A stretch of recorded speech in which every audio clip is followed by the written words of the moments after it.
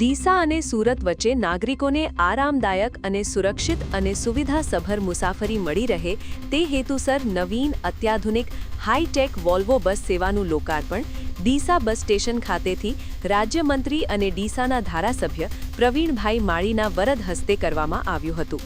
લોકાર્પણ સમારોહ બાદ બસનું પ્રસ્થાન કરવામાં આવ્યું હતું. ઉત્તર ગુજરાતમાં સૌપ્રથમવાર ડીસા ખાતેથી શરૂ થઈ પ્રથમ હાઈ-ટેક વોલ્વો બસની શરૂઆત થઈ છે. આ પ્રસંગે મંત્રી પ્રવીણભાઈ માળીએ જણાવ્યું હતું કે રાજ્ય સરકાર નાગરિકોની સુખાકારી અને આધુનિક જનસુવિધાઓ માટે સતત કાર્યરત છે. ડીસા અને બનાસકાંઠા વિસ્તારમાં સર્વાંગી વિકાસના સંકલ્પ સાથે શરૂ કરાયેલ નવીન બસ સેવા પરિવહન ક્ષેત્રે એક મહત્વપૂર્ણ સોપાન સાબિત થશે.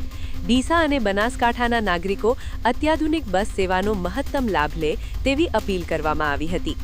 નવીન હાઈ-ટેક વોલ્વો બસમાં નાગરિકોની સલામતી અને આરામને પ્રાથમિકતા આપતી અનેક આધુનિક સુવિધાઓ ઉપલબ્ધ કરવામાં આવી છે. બસમાં 47 સીટર ક્ષમતા સાથે 2+2 leather pushback seat, CCTV camera, mobile charging સુવિધા, fire safety sprinkler system, smoke detector, LED TV તેમજ ઇમરજન્સી એક્ઝિટ જેવી અદ્યતન વ્યવસ્થાઓ ઉપલબ્ધ છે. આ સુવિધાઓ મુસાફરોને સુરક્ષિત અને આનંદદાયક પ્રવાસનો અનુભવ કરાવશે.